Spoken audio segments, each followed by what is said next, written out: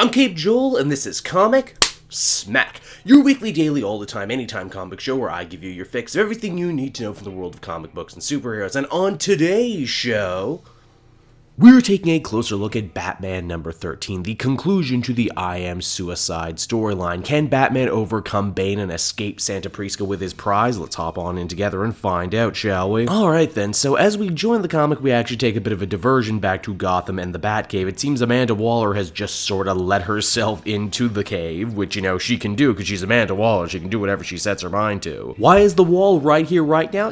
Just to remind you to pick up Justice League versus Suicide Squad, which is also out today.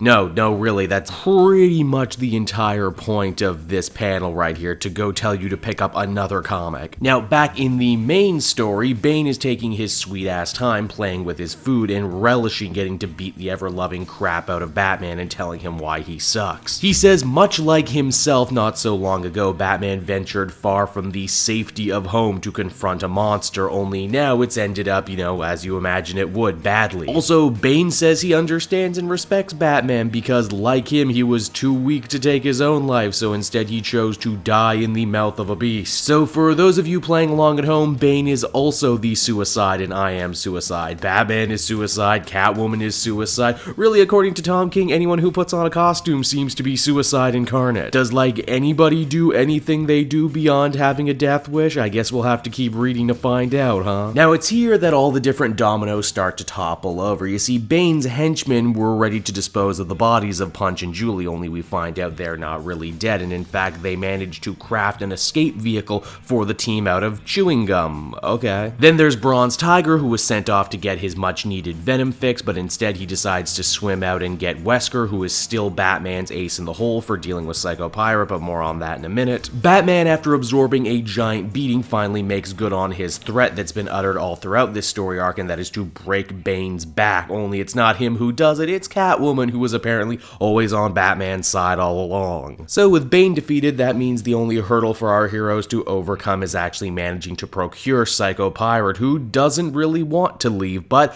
this is where Wesker the Ventriloquist comes in, because you see, he is uniquely resistant to the pirate's power of suggestion, because get this, Wesker only listens to Scarface. And with that, our heroes manage to get everything they want. They float back out to the Bat Sub with the help of the Bubblegum Life Raft, and I can't believe those are words I uttered in a Batman story. The team also gets their rewards. The Ventriloquist will be transferred to a nicer facility. Punch and Julie will be allowed to see each other and lock up once a month. Bronze Tiger is actually allowed to go free. And Catwoman, what's her big reward? Well, she gets a kiss from Batman, of course, but she's gonna have to go back to jail, though, because she actually did murder all those people that she murdered, so kind of a downer ending for her, honestly. But before we're fully through with this story, we see Bane, who in his anger and desperation calls out for Venom, even though he had kicked his Venom habit. Yep, that's right, he's now coming for Batman, and he's all hopped up on the drugs. Batman number 13, while objectively a lot better than the previous issue, was still a conclusion to a story I'm not sure I liked all that much.